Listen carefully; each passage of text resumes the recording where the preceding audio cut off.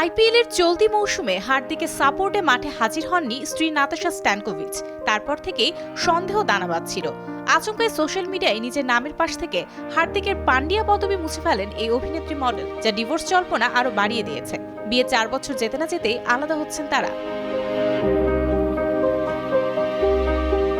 এবার হার্দিক নাতাশা দাম্পত্য নিয়ে উঠে আসছে চাঞ্চল্যকর তথ্য।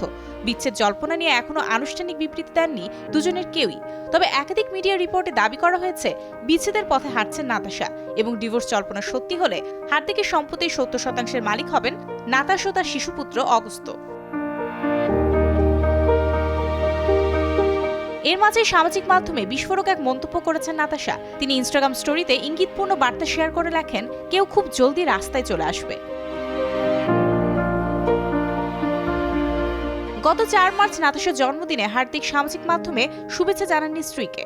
অন্যদিকে একমাত্র ছেলে অগস্ত যেখানে রয়েছে, সেই ছবি বাদে হার্দিকের সঙ্গে সমস্ত কাপল ছবি মুছে দিয়েছেন নাতাশা।